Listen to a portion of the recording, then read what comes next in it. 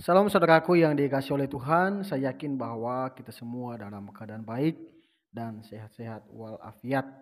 Saya lebih-lebih berterima kasih kepada teman-teman yang sudah mendukung perkembangan channel ini dengan cara subscribe, komen, dan share. Pada kesempatan kali ini kita kembali lagi untuk menyaksikan kesaksian Murtadin yang percaya kepada Tuhan Yesus. Semoga kesaksian ini memberkati kita dan membuka mata dan hati kita untuk tetap percaya dan beriman kepada Tuhan Yesus.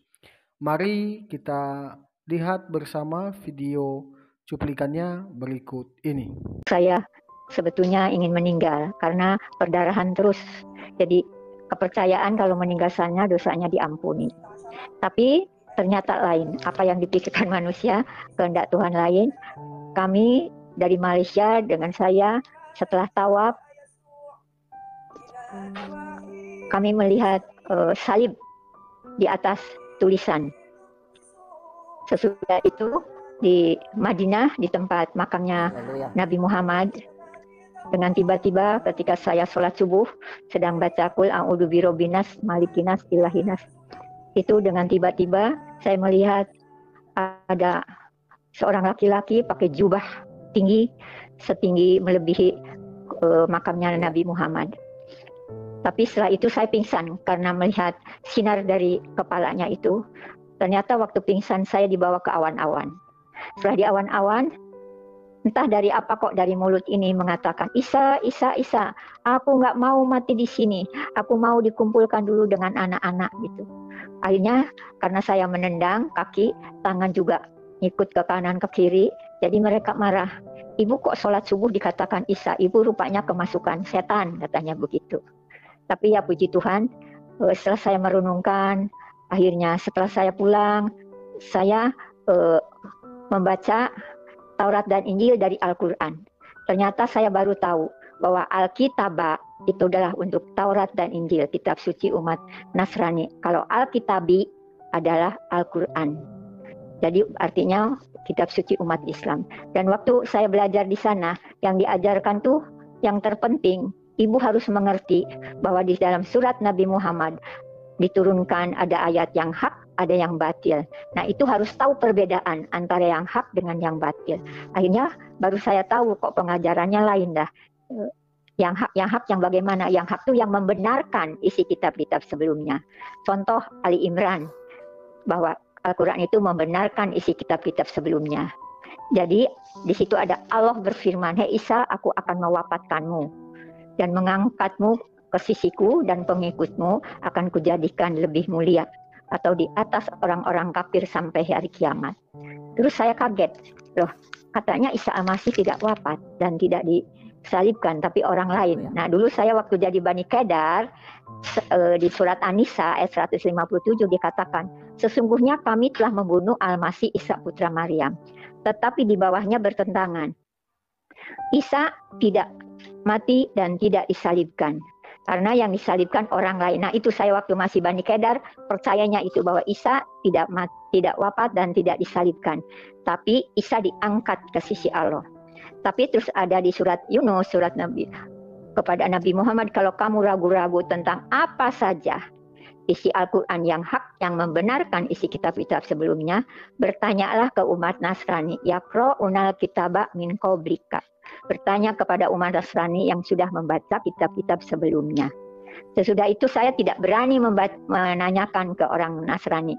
Saya nanti dibohongi. Jadi saya bacanya dari Al-Quran, mengikuti. Harus bertanya, ketika saya bertanya, ya bertanya. Ke depan saya kebetulan orang Batak.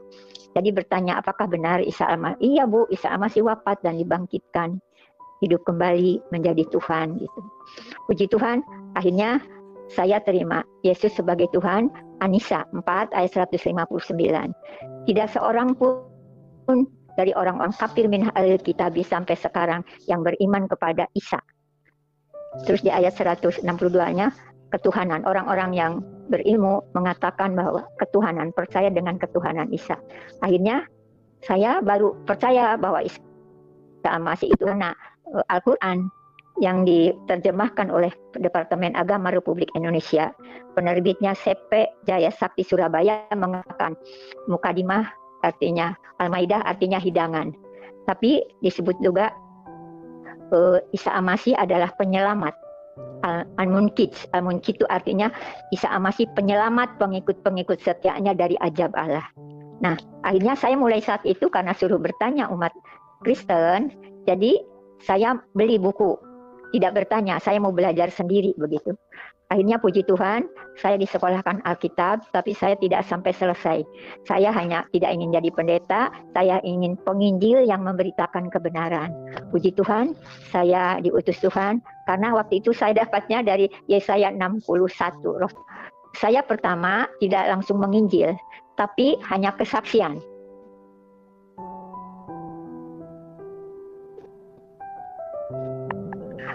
Kenapa? Ya.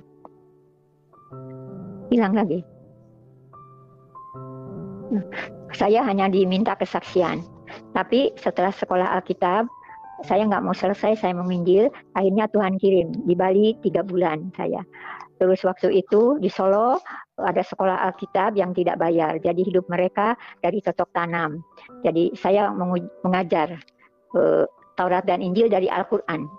Jadi ternyata di dalam Al-Quran Al-Maidah dikatakan kalau ada umat Nasrani setelah perjamuan kudus makan hidangan yang dari surga terus mengingkarinya, maka Tuhan akan menyiksanya dengan siksaan yang belum pernah diberikan kepada seorang pun manusia.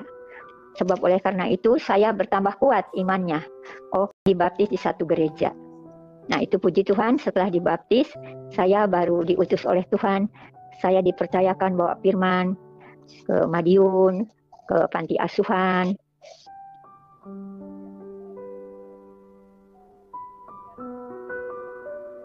ke Surabaya, ke Bali.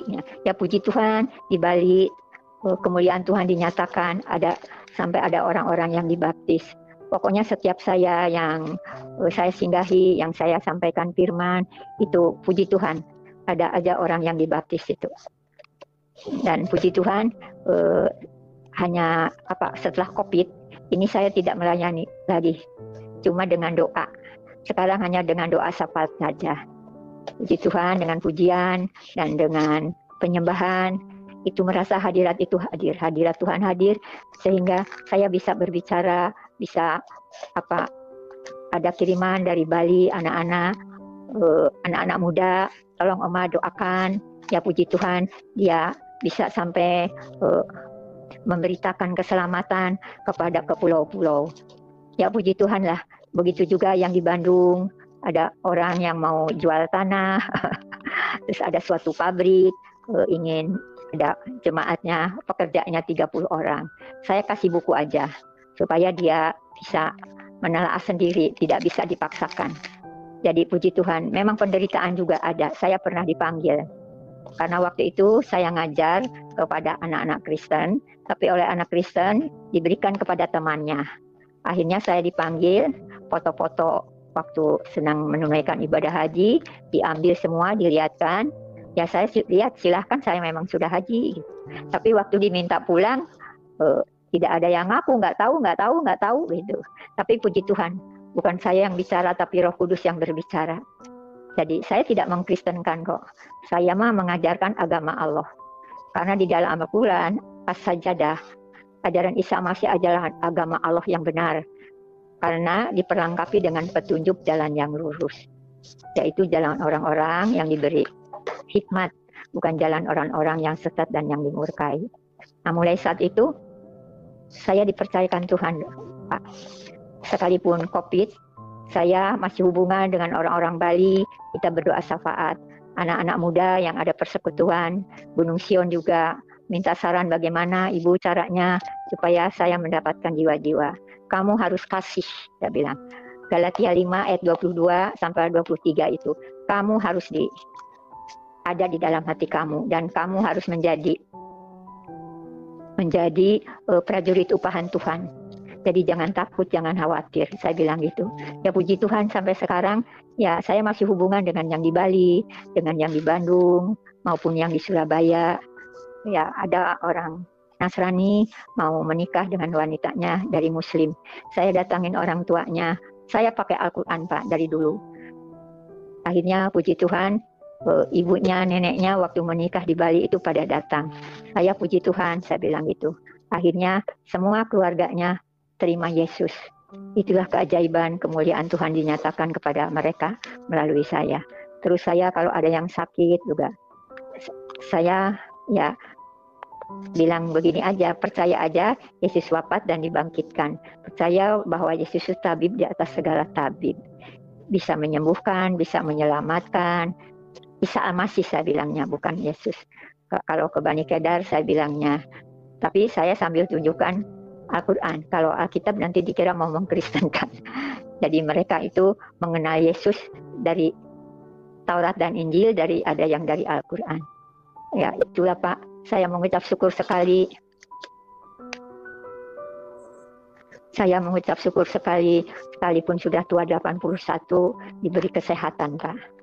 Oh, pernah jatuh, ya itu, pernah jatuh, dokter harus operasi. Sampai saya di Solo ada pijat, di Surabaya ada pijat. Tapi pijatnya bukan seluruh tubuh, hanya saraf-saraf. Saya ikuti terus sampai pindah ke Surabaya. Terus Surabaya sudah pindah ke tempat lain lagi. Saya percaya, saya sudah sembuh. Puji Tuhan, sekarang saya bisa jalan Pak. Tadinya kalau berjalan, kaki itu, betis itu kejang. Dari jari-jari sampai betis kejang. Karena tulang di belakang ini harus dioperasi. Sejak di Pertamina tidak sembuh sekalipun sudah dipijat. Kalau itu tukang pijat, tapi tukang pijat biasa rupanya jadinya enggak. Puji Tuhan Pak, sampai sekarang saya bisa hanya dengan berdoa Pak. Karena sudah tua, anak-anak bilang, Bu, jangan pergi-pergian ya. Sekalipun ibu sudah suntik vaksin, namanya ibu, nanti jangan sampai terkena begitu. Jadi saya puji Tuhan dipercayakan menjadi pendoa syafaat. Jadi hubungan saya ke Surabaya masih, yang sudah pindah dari Surabaya, sekarang ada di Jawa Barat, orang Batak itu seperti dengan saudara. Jadi yang di Bandung juga seperti dengan anak, sampai menikah begitu sekeluarga. Tadinya tidak disetujui oleh keluarganya, puji Tuhan, sekarang semuanya baik-baik. Anak-anak juga terima Yesus semua. Kalau anak saya, laki-laki 3, puji Tuhan. Cuma yang meninggal 1, yang pertama. Puji Tuhan, terus yang sekarang anak laki-laki 2 sudah terima Yesus. Dan waktu itu, waktu kembali pelayanan, main gitar, terus mendoakan. Ya, puji Tuhan lah. Jadi saya mengucap syukur kepada Tuhan. Semoga kesaksian ini juga Tuhan bisa membawa orang-orang diselamatkan.